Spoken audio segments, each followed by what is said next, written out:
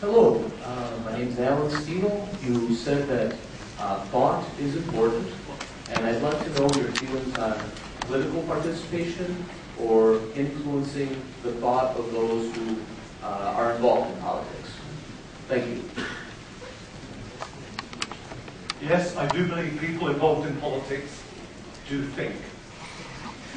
I believe, that's a facetious point, but I do believe that that this debate is so important. Whether you are a student of economy or philosophy or sociology or history or engineering or whatever, whether you're a journalist, whether you're a politician, an advisor, and also whether you're from the left or the right, if I'm being serious, I think that thinking more clearly about what is meant by market failure is very important. And I think it's important because I think it's important to find the causes of things.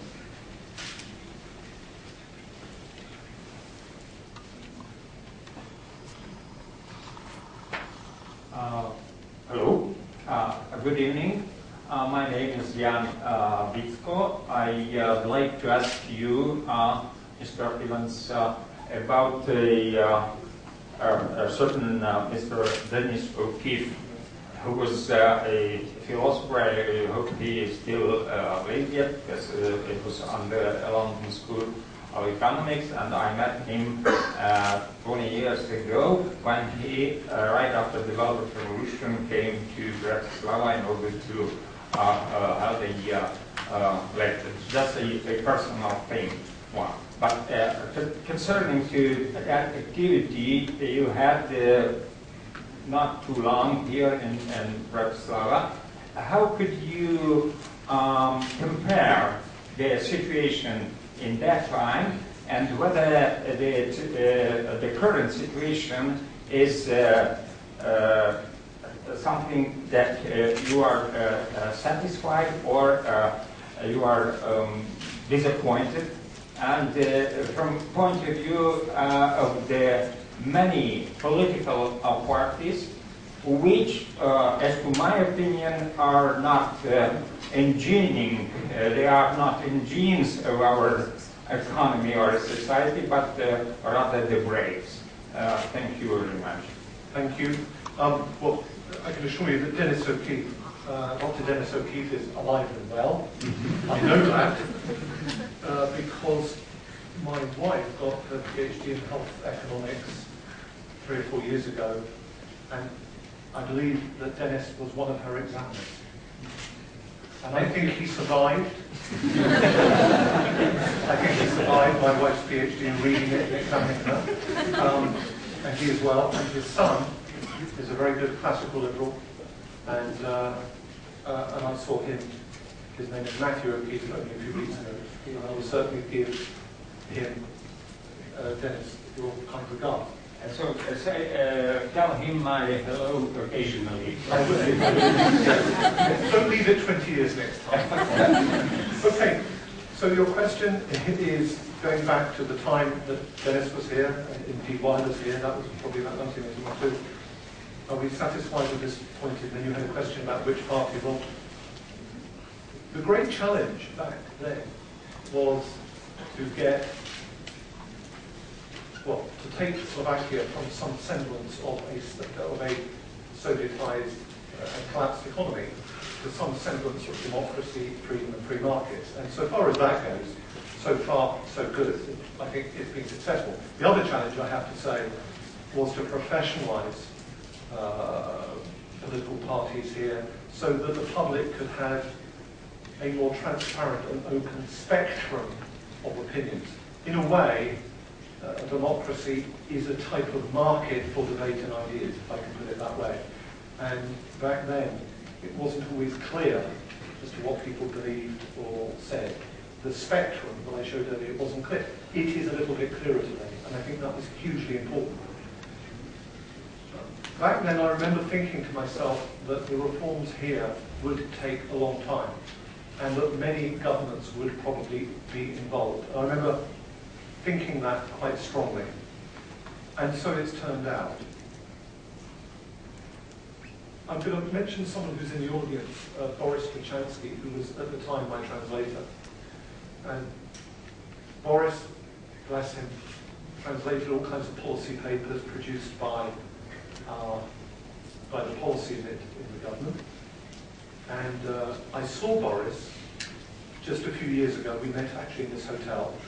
And I said, Boris, when you were translating all those policy papers, what did you think? And he said to me, well, I translated them, I think, quite well, but I could not believe what was in them. And I couldn't believe that what you were describing really would ever happen here. I found it difficult to imagine. He described not a lack of faith, but an inability to imagine. And then he started telling me that, you know, many of the things that were in those papers, they have now happened. Privatizations, you know, reforms, etc. Well, I suppose my reaction to your question tonight is that I suspect that history never stops. We think the future will look like something, we think it's predictable. The one thing I know about history in the future is it's never the loud noise that matters. It's always the whisper. And I think the whisper for me, for a long time, when I was young and looking at the latter stages of the Cold War, the whisper was Ludwig von Mises' victory in the socialist calculation debate. If you understand that, you knew that the Soviet system could not go on forever. I think the market reform process here and in my country has gone certainly to some stage, but I think the whisper for the future, I think that the sorts of things I'm talking about will move much more centre stage. Whether politicians like it or not, whether they believe what I'm talking about or not, I think that these things will come much more centre stage over the years ahead. So that's my reaction. And if you're asking me about which party, well, I've always been, first of all, I don't think, to be honest, I don't really think it's my place. When I worked here, I worked with Jan Czarnogórski, who's sitting there, and Ricardo Harvard, a lot of people in that coalition then. I've never really felt it was appropriate for me, as an outsider, to favour any one party over another. You know where I'm coming from. I'm a free market, classical liberal, I'm a radical free marketeer, which I suppose puts me, you can see the two quartiles where I am. But beyond that, and beyond having an enormous respect, of course, for Jan, I'm generally sceptical of an awful lot of politics. And I often think that politicians are corks that bob on the tide of history. It's like having a cork out of a bottle that bob on the tide of history. And really, really, intellectually, I'm interested on the moon that governs those tides upon which they bob. Thank you. Thank you.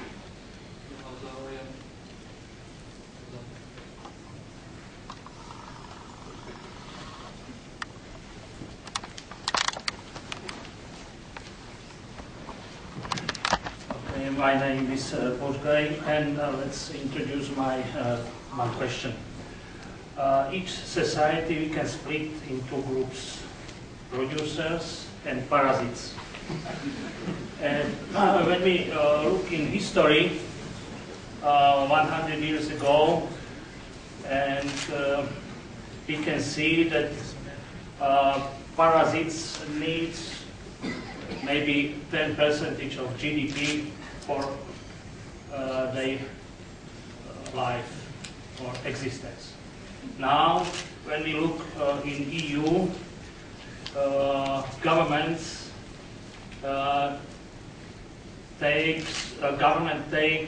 governments in all countries EU takes around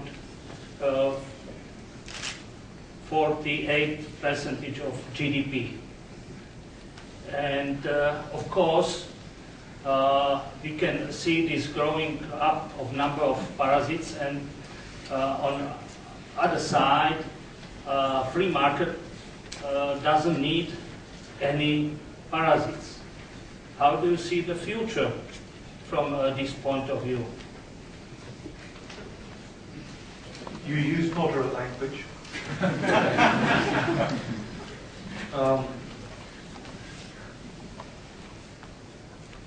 I recognise the language. I think we all do. I went on TA3 earlier this afternoon, and I was asked why did I not think that Britain was a free market economy. And I said, well, logically, when you have a government that takes 52% of GDP, that means your private production, your actual wealth-creating sector, is 48%. We are predominantly, according to the statistics, predominantly a corporatist, socialist, state-run economy at the moment. But you're right, it's unsustainable because, as Mises taught, socialism, that parasitical system, cannot run forever. But what's difficult is that when you live under formal socialism or communism, when you actually have a red flag flying over you, you know you're living under socialism. Very few economists in my country, or in the West now generally, actually articulate the reality of the situation in such a clear way. The red flag might not be flying over buildings, but it's flying over your wallet and in your tax system. And it's made even worse when most economists think, as I've said, and will say for a third time, that centralized, nationalized banks, that the boom-bust cycles that come, from my point of view, from this legislated fractional reserve banking system. The lights are going out. Maybe we've got a red flag again. Yeah, maybe I'm being too radical. That's it. Oh, there you go. Yeah. The problem at the centre of this is that we're losing, language is becoming meaningless. People talk about markets in areas where there are no markets. One of the biggest challenges I'm going to suggest is not politicians. One of the biggest challenges is what I said in reference to the Adam Smith quote. Most private business people, it's a challenge he recognised, most people in business, they don't want a radical and dynamic free market.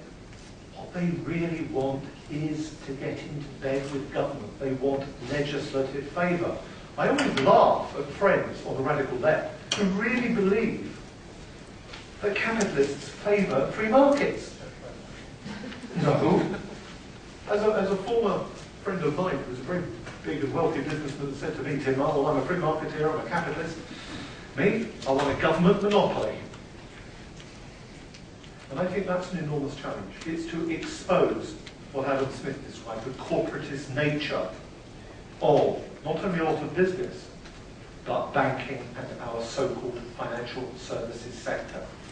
And more than that, our challenge is, again, to repeat, to get people to understand that often when these things fail, when you really analyse, you cannot make any sense by talking about market failure. It just doesn't make sense.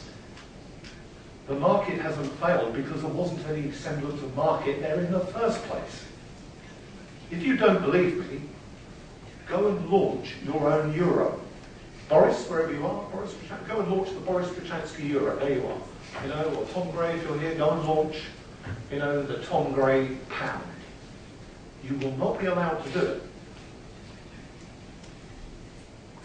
I know it sounds controversial, but let me say to you, if I said in Britain in 1967, I don't believe the state should produce motor cars, and then we produced state motor cars, and they made the Trabant look modern. If I had said that in Britain in 1967, what people would have heard me saying is that I don't believe that motor cars should be produced. And that's not what I said. I believe in banking. I believe in money. I believe in stored value. I believe in the market. But I don't like really bad Sovietized British or East German cars. And I don't like having a Sovietized monetary and banking system that is not of the market. That's the point.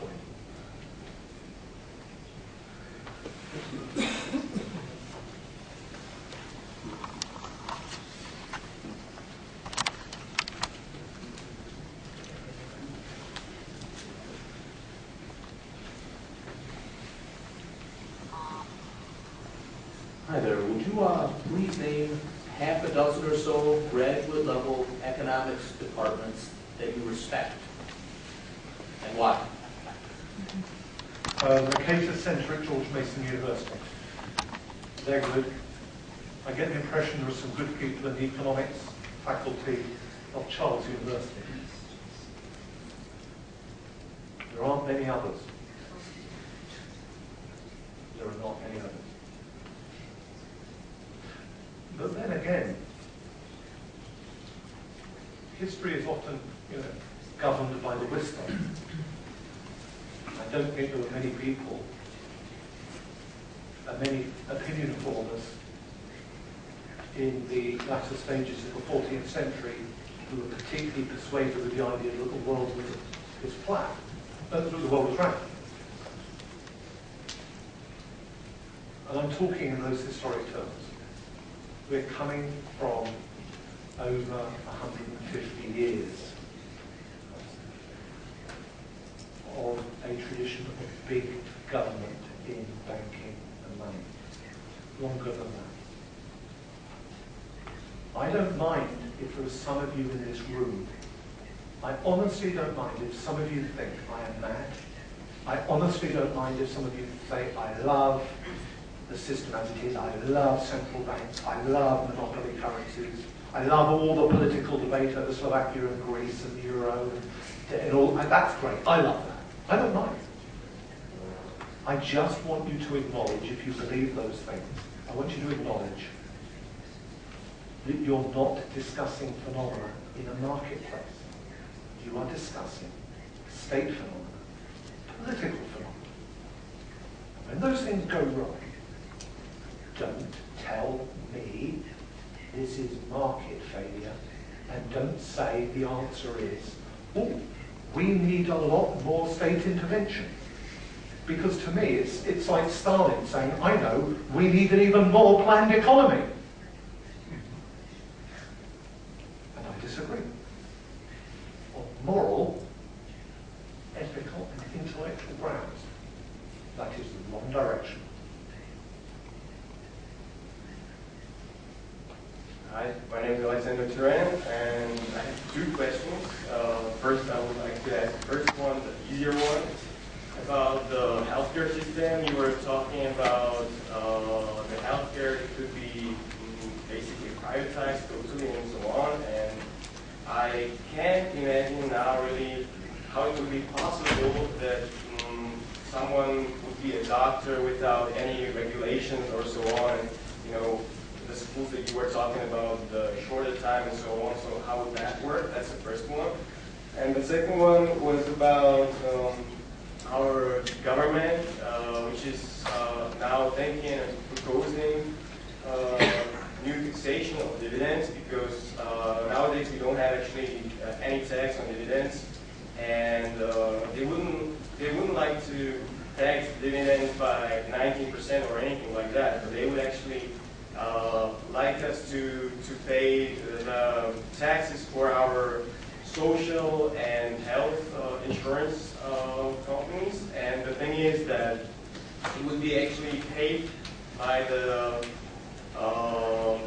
people who are, or by the shareholders who are poor, because it is based on the base of assets, which is should be like 3 times the base of assets, and so it means that the richer shareholders of the companies, they wouldn't have to pay as much. So if that is fair, and what do you think about that kind of taxation? Because I don't really think it's fair. And what's your opinion on that? Thank you. Thank you. In my country, our socialist government of 1945 took into public ownership in 1948 3,118 independent hospitals, homes, and clinics. Many of those institutions dated back a long time. For example, from St Bartholomew's Hospital in central London went back to the year 1123 and had quite successfully spent several hundred years serving the poor in London. The government took these institutions into public ownership, they nationalised them. 60 years later, a Conservative government thought that it would be a good idea if they closed St Bartholomew's Hospital in a rational and no doubt planned reform of healthcare. And as I often say, Bart's Hospital existed for 800 years, and it took the state less than 60 to decide that it wanted to close it down. And I'm pleased to say it didn't close it down, that hospital is still going. What always interested me when I lived in Bratislava was how, where your state touched your lives, it looked like the bits where my state back home touched mine. There was a difference. When I went to a restaurant here, initially they were often run by the government, so initially the restaurants closed on a Saturday night. Restaurants in Britain were private, so they stayed open on a Saturday night. But when I went to the university here to visit, it looked, it felt, and it smelled like a state university at home. When I went to a Slovak hospital, I walked in and I thought, this is just like the National Health Service. Just aesthetically. You know, you get a nose for socialism, don't you, after a while? You know it. And so, my country is riven with socialism in our healthcare system, but of course, because Britain is one of the 5 richest economies in the world, my goodness, when we do socialism, we throw some money at it, like you cannot believe. So the budget is over £100 billion. 100,000 million pounds. And for that, we have all the glories of women not getting the latest treatments and drugs for their breast cancer. We have all the socialist benefits of people with multiple sclerosis not getting beta interferon.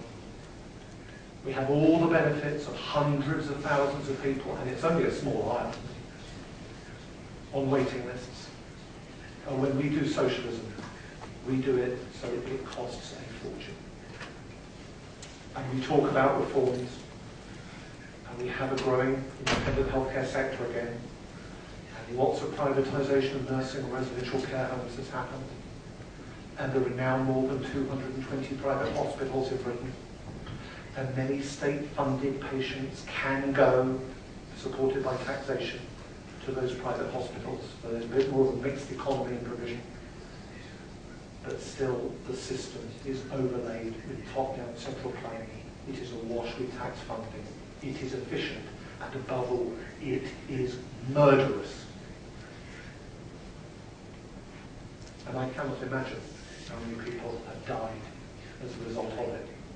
I cannot imagine, if you just take healthcare as a sector, how many people on this planet have died over the last 100 years as a result of Marxism in various shades. So yes, the answer is reform. But again, as my wife will tell you, she's got a PhD in health economics, and this is her subject, and her PhD was published by the Institute of Economic Affairs. And basically the subtext of her PhD was, there's no such thing as market failure in health systems. There has only ever been state failure. The subtext is, we've never really tried a free market. In Britain, we've had the Royal College of Physicians and the Royal College of Surgeons, and we've had all in bed with the monarch and the government. for hundreds of years, all setting their monopolies, all getting the benefit from the state. We've never tried a market. I don't know, like I didn't know in 1983 what the future of telephones would look like in a market. So I couldn't concretely describe to anyone what the future of medicine would be like. But I do believe, like telephones, it would be better. I couldn't imagine that it could get much worse. So I believe passionately in healthcare. I believe passionately in welfare. I believe passionately in people being supported when they're ill or in need. But I just believe in those things without the state. I believe that with your insurance or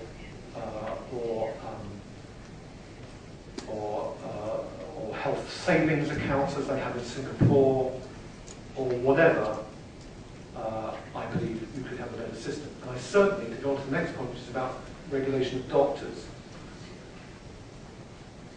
Remember, I did not say that I didn't want unregulated doctors. What I said was, I don't want doctors who are state regulated. I want them to be privately regulated. What does that mean? I want their standards to evolve over time, bottom up. I want brands to be born. Today, under the monopoly system in Britain, there are some very bad doctors. Our media is full of stories over recent years. Very bad stories. Mind-bogglingly bad standards. I want to break the monopoly. And yes, initially, there will be a little bit of an anarchy. Let me tell you a secret. Every privatization or every liberalization you do will initially involve a little bit of anarchy. I remember when we privatized or part privatized our railways, and I wanted to go from London to Scotland. And I went to the window to get a ticket, and the man said, "Oh, you want a ticket to Scotland? Well, I can give you a ticket to Birmingham." And then from there, there's a different company, and it was very complicated. And basically, the chief executives of the different companies hadn't clearly played golf together. They hadn't done their deals, and they hadn't developed their products. In time, those things followed. As now, in a free market, there will be initially a bit of an anarchy. There will be people who are bad doctors. There will be charlatans. There will be people who come into the market and say, "Oh, I'm a doctor, I'll look after you." But the good doctors will create their own trade association. They will create their own brands. Tesco will move quicker than anyone. This market comes to Tesco boxes. And what will happen is that innovation and standard raising will happen. In time, the market might create a dominant standard, a dominant trade association, the Slovak Free Doctors Association, or whatever. But my view is they should not have statutory rights. They should be kept on their toes. There should always be the threat of new market entrants. That bottom-up approach to regulation is more likely to maintain standards, to encourage innovation, and to make healthcare more responsive to real consumers. I'll conclude that point by saying someone once said to me, if we had socialism at the end of the 19th century, we'd all be driving around in the biggest and most complicated horse carriages you could ever imagine, and there'd still be a 20-year waiting list for them. My point on tax was to that question. I'm generally opposed to tax. I am opposed to the VAT tax increase, and I am opposed to more taxes in Slovakia. Not only do I think there's a question as to whether the government will actually get more tax, I well remember when Margaret Thatcher lowered the high rate of tax in Britain, which in the late 1970s was called super tax. Never has something been so misbranded. Super tax. She lowered it from 98% to a high rate of 40%, and our Treasury told us, you'll get so much less money. And because we came down the Laffer curve, and because we stopped the brain drain, we stopped people coming abroad, and we encouraged entrepreneurship, and we also encouraged some people to pay their taxes, the state got a lot more money. At the moment, with 13, 14, 15% unemployment here, or whatever you've got, it doesn't strike me that now is the best moment to increase taxes. So whether it's on dividends, whether it's on chocolate, or using treatments, I'm generally opposed to it. My view is that we need some radical thinking about the core areas of our market economy. We need to think completely fresh on key areas of welfare, social security and health. We need less government, less tax. Thank you.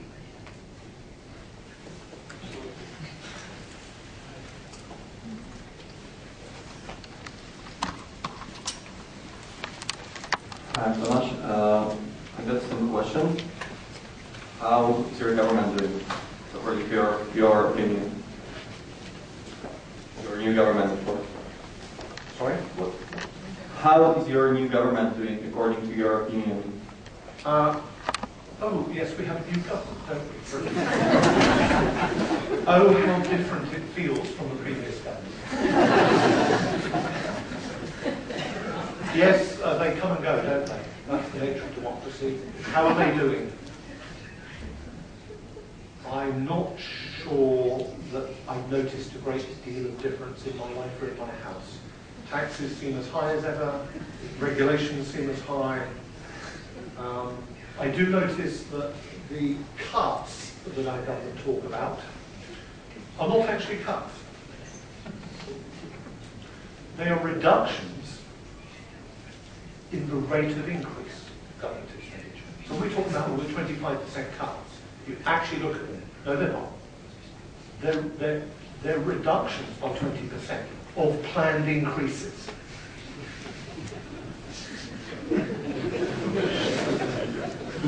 And if people want to tell me this is a radical centre-right free market government, that's interesting. I always like comedians. Next question. Dear Professor, I'd like to use your patience once again with a very delicate question, which is of big interest for all the people here. How did Mr. Soros manage to disappoint United Kingdom to entry in the Eurozone? If I am right, or I'm correct, for sure, because such a rumor is widespread, even in our country, and such a decision was a market reasons based, or it was just state policy reasons based, due to all things we heard today from your mouth. So, thank you very much. Did you understand what I wanted? Yes. We're asking about Soros's role in keeping out of the euro. He's speculating with the British pound, and that was the background of the unwillingness of United Kingdom to join the Eurozone. Yes, on this I know very little, so I'm going to disappoint you. Mm-hmm. You know, what the realities are of these things, I simply don't know. All I know is that there is a long-standing scepticism of grand political projects that appear to be rooted in this corporatist mentality that seem to be about top-down planning and don't seem to be particularly accountable. And it's really in those terms that generally the British are sceptical of the European Union and the Euro. And I don't know a lot of Slavonic language, but I do know, I would suggest that you should be suspicious of anything that involves the word Sojuza. There are good historical reasons for that, and I am not one of those people in this country who has just been blindly optimistic about European Union because they just blindly assume that it is a positive, civilizing and progressive move. I find that just a remarkably naive perspective. The European Union, since the Treaty of Rome, has always worn two faces. One face is about the free migration of capital, labour and property, and from that point of view, it can be perceived as being very pro-market. And I love that. I am no nationalist, I'm no collectivist, so I don't say these things because I'm British and anything like that. On the other hand, the other face that the European Union has always worn is one of top-down planning and little phrases, words like harmonisation, which to me mean the imposition of a uniformity of rules. I.e., it's a type of backdoor nationalisation, regulatory control. And one of the reasons why I'm so depressed about this, one of the reasons I'm so depressed about, let's say, fortress Europe with its internal market, is the damage it does, not least to the developing world. And I keep using a rather shocking set of words. I talk about morality, ethics, and the importance of capturing the intellectual high ground. There was a study a few years ago about the human cost of European Union trade barriers. Not economic, not simplistic numbers, but the human cost. And that report, I think it was produced in Brussels, that report suggested that the cost of farm subsidies, the cost of trade barriers, for example, to sub-Saharan Africa, is 1 human life every 13 seconds. I repeat, 1 human life every 13 seconds. And then we talk about the war on terror, and we talk about, or some really clever politicians talk about engaging people in that war in terms of ideas. I've always thought that wars were more effectively fought through ideas. If you're going to engage other cultures, and if you're going to take people away from terrorism, it is better that you do so by raising their standard of living. And generally, my impression is that when you have people who have around $5,000 per year per capita, their mind tends to move off acts of terror and move on to which Sony or Panasonic television they're purchasing.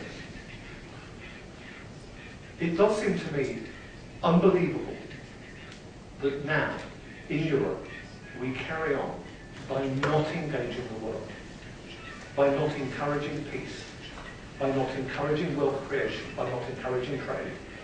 And the vanguard of that is what I regard as this deeply immoral Fortress Europe anti-trade, anti-wealth creation project. And that's the two faces Europe's always worn. It's done so since the Treaty of Rome. It is unsustainable in the long term. I do not believe that when you look at power shifting around the globe, the Pacific Rim to China, that the European Union, I don't think, oh yes, the European Union, really economically dynamic. Yes, we're going to really be competing in the 21st century. Oh yes, bring down the trade barriers. I don't see it, but I think that's of grave concern. It reminds me of the dying days of the British Empire, but I wasn't around. May I have yet another question? I would like to ask about money, because we were talking here a little bit about money, and you mentioned money, and I think that the money, or the progress that money made in the last century was the opposite that it should be. That's my opinion. And well, I would like to know, how would you imagine perfect money today what would it be like? How would you change it? And like, what do you think about today's fiat money and how that works and so on? So what would you change on that system to be better? Okay, well, first of all, I don't think there's such a thing as perfect money.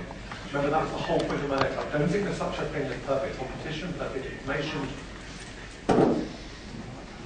You know, I just think that perfection is a rather strange concept.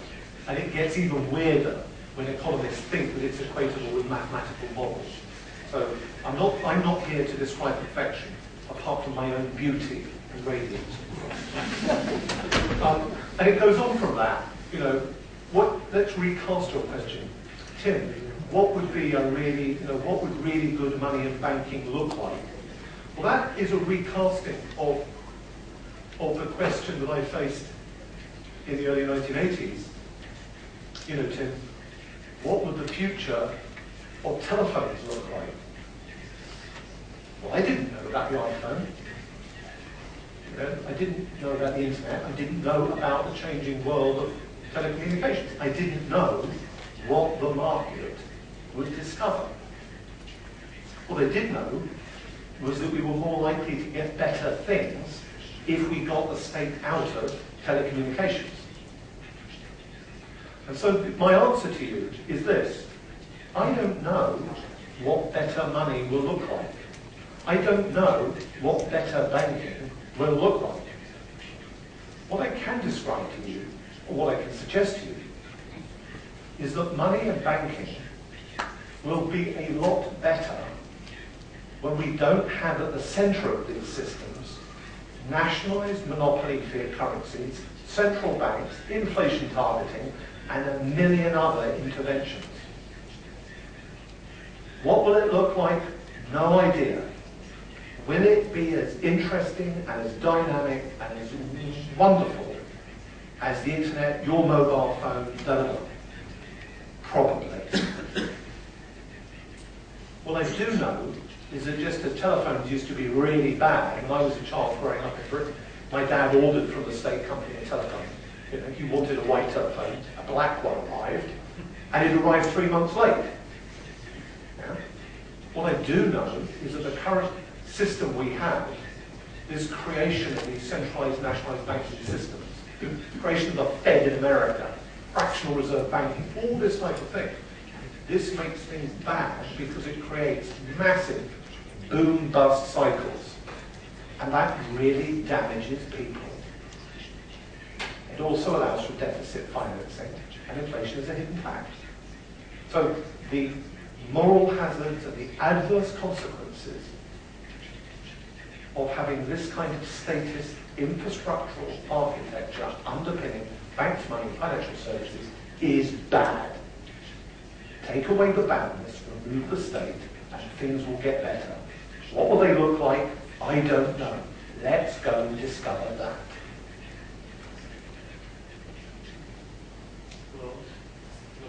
Hi, my name is Peter. I work in the telco sector, and I got two questions for you. The first one, what you are saying is that on the Western world, the countries have more and more regulations, and comparing the situation they are right now with the situation they've been 100 years ago, they are shifting towards more regulations, right? So my question is, why do you think that is so? I mean, these countries are not forced. It's people's decision. I mean, there are elections and people always, year after year, choose to have more regulation, probably. My question is, why is that so? And the second question is, whether there is any country in the world that goes against this stream that you can use as an example that, look, this is a country where you get year to year less and less regulation, and look how they are performing, how their GDP is growing, and I'm not talking about Monaco or a small country like that, okay? Thank you very much. Very, very good questions. Thank you for those. First of all, I am not saying that all regulations are on the rise in Western countries. What I'm saying is that there has been some deregulation, for example in telephones, and that that's been good. But what I am saying is that there has been, for a long time, a historical trend of ever more interventionism and regulation in money and banking. And that that system, I think, is deeply problematic and that it should be understood in those terms, that that part of the conversation should be referenced regarding this economic crisis. I think that one of the reasons why it's very difficult to move to a market economy in the sense I described it is for the time-honoured tradition that whoever the ruler is, a coalition, a group of political parties, a monarch, whoever's got political power, and let's be clear, political power is about putting a gun to your head and forcing you to hand over a proportion of your earnings. I think we're all familiar with Tax Freedom Day. Whatever you're paying to the political masters each year before Tax Freedom Day, remember that those political masters are competing within the political economy. And so they're promising voters ever more things. In Britain, you know, in 1829, our politicians said, vote for me, and we'll give you fantastic policing. In 1870, vote for me, and I'll give you private education. 1911, vote for me, and I'll give you a welfare state. It won't be German Bismarckian. It'll be a bit watered down. 1948, vote for me, and we'll nationalise the coal industry and the healthcare, etc. And politicians are always, vote for me, and I'll give you something. It's the oldest trick in the book. But the political economy of democracy, the idea of always trying to give people benefits, you know, that's a very effective way of dividing and ruling people, and it's a huge political challenge to roll that back. You can roll it back, but you often roll it back when it's collapsed. So, for example, when British telephones had become such a national joke that they were prime-time comedy every Saturday night in Britain, at that point, the cost of being the Minister of Telephones became too much. Just get it off into the market. So I think democracy is a challenge, but all political systems are a challenge. All of them. You know, the monarch alone, the political class alone cannot rule. They need intellectuals around them. They need first a state to perpetuate itself. Murray Rothbard taught this, the great German sociologist Franz Oppenheimer knew it. You need intellectuals to legitimate the system. That's why most intellectuals in most universities, most of them are funded in part or totally by the state. Most of them don't have on their reading list Austrian economics, because if they did, it would delegitimate the system which pays their salaries. So miraculously, some of these things are missing. This way of thinking is missing. Very good question. I hope that was a satisfactory answer. And your question about is there any country in the world that is going against this stream? Well, as I've said, it's a mixed picture. You can have systems like the former Soviet bloc, which has generally moved in the semblance of a much greater market. It might have not done so in core areas like banking, healthcare, or money, but that doesn't mean that a lot of good things haven't happened. I am deeply grateful that Slovak restaurants are now much more privatised than when I first visited this country 20 years ago. By the same token, change can happen, and it can happen unexpectedly, and it can happen rapidly. There are very few people in 1490, for example, in Europe, expected that there would be a paradigm shift in cosmology, and that actually it would come to be understood that the Earth was round. In fact, most of the great changes in history come from mavericks. They come from the whisper and the margins. So I don't put a great store by the fact that there are most countries in the world tonight are not obsessing about markets and money or banking. I don't go home to bed very concerned that tonight politicians don't seem to be overly concerned that in fact much of the banking system, the money system, is effectively a Ponzi scheme. And that the system as it's designed at the moment creates these boom-bust cycles. I look at the off-balance sheets of states, I look at the sovereign debt crisis, and I wonder where it will go. And I will do what I can to change the conversation and to broaden people's perspectives, which is what I'm doing here tonight. And my only hope, as I said at the beginning, is that we're going to have some fun in thinking that through. I'm not going to be miserable about it. Last question. Ladislav Šutin. The question is maybe a little bit interdisciplinary. Paul Johnson, in his History of 20th Century, says that the worst impact of the Second World War was that there was a step increase in the influence of state. And he says that up till that time it was 7 to 11% of state budget from the HDP, maybe. And after the Second World War, it was 30 and more %. And he assumes that the government or the administrators never will let the power go out from their hands. You surprised me a little bit because you mentioned that a lot of socialistic ideas was in the economy even before this time. My question is how you see this fact, whether you see that it was really a step influence, and whether you also assume that you asked, maybe that you see that it is whispered and maybe it will be changed, but nevertheless, can we expect a change in this?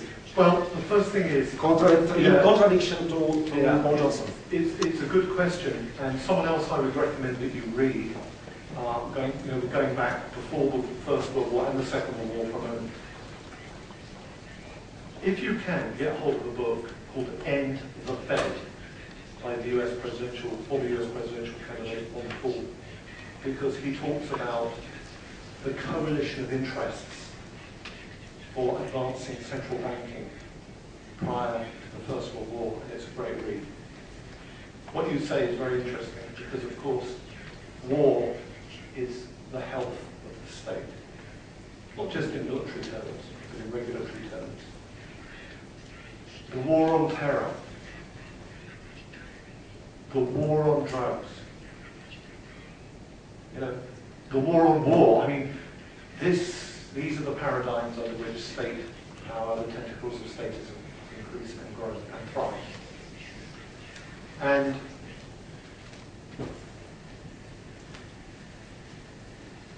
it is certainly the case that in Britain, because the Second World War experience for my country was that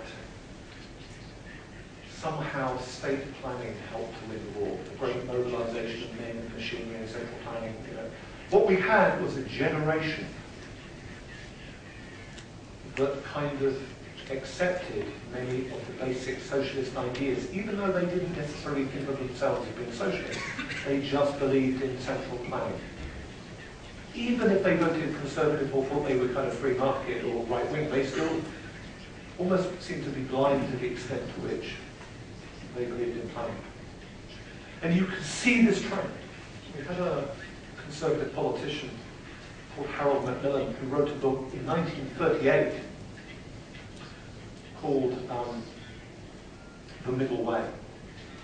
And he said in that book, as a conservative, he said, it has become empirically evident that we have to move Britain from the failures of piecemeal planning to rational, national, non-duplicating central planning.